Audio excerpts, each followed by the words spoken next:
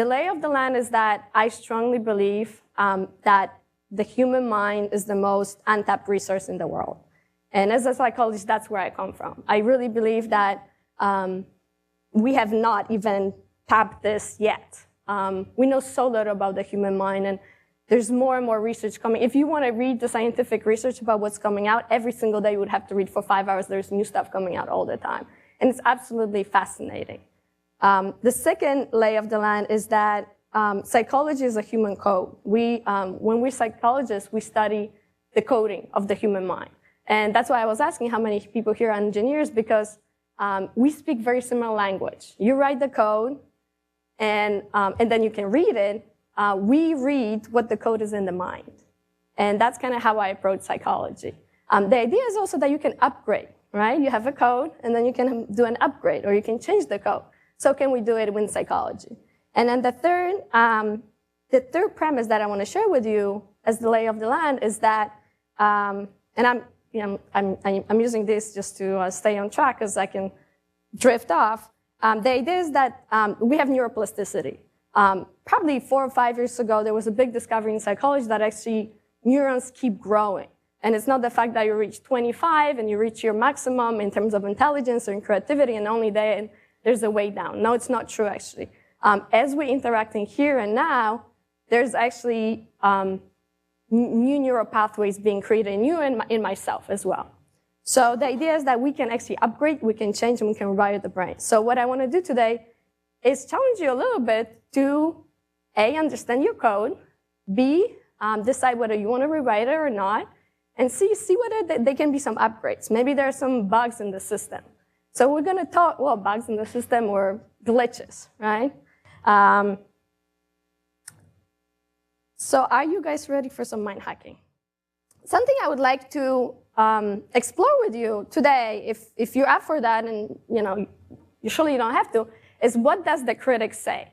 And let me just explain to you, where does the critic come from? Where do those voices in our heads come from?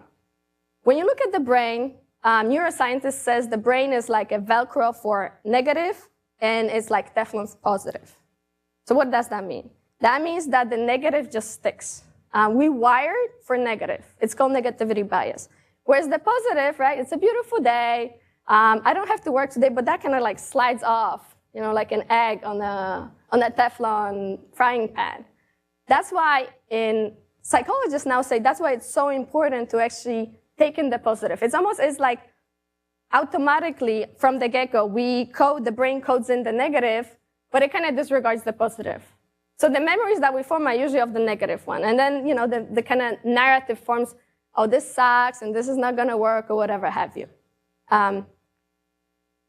Does it make sense, what I'm saying right now? Or am I going too fast? Okay, perfect. I'm just checking in. What happens also with women, and that's interesting, for women, the amygdala is actually easier.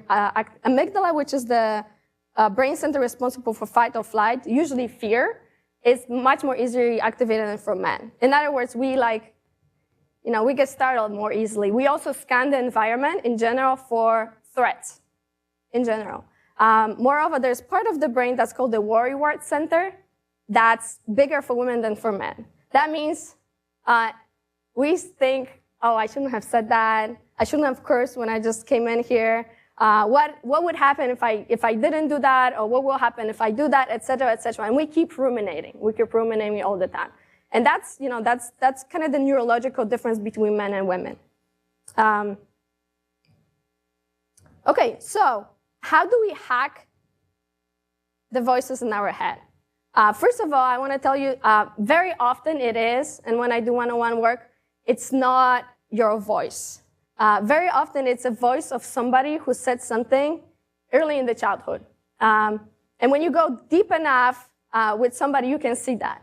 I couldn't even ask a man, like, whose voice is it? And they're like, no, it's mine. Now, whose voice is it?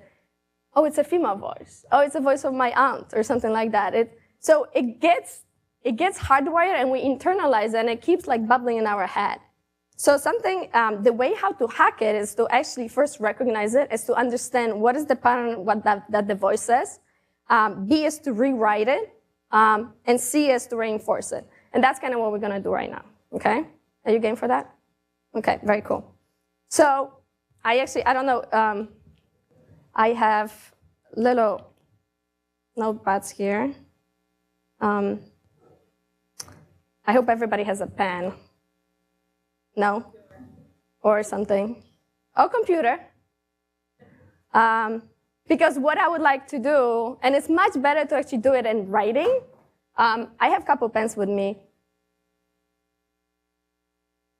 Yeah, I forgot I was coming to tech company. And you can pull out your iPad or phone, for that matter. But, so this is red. So something you're going to write on, what's that? It's pink, sorry, it's pink. Is to write what holds you back. What is the critic, what does the critic say? And let me tell you, usually it's I always find 3 major ones. I won't tell you what those are right now, after you write it down, and you don't have to share it with anybody. This is just for yourself. This is just to recognize what's going on in the head, okay? Once you know what's going on in the head, you can start rewriting that. So that's what we're gonna do. I wanna move into the body, right? So this body, especially for women, has caused us a lot of trouble, right? Over the centuries. You look at pretty much any religion, any culture, this has been an issue. This is the source of both pleasure, both intellectual, sensorial, sexual, as well as shame, guilt, and fear, right?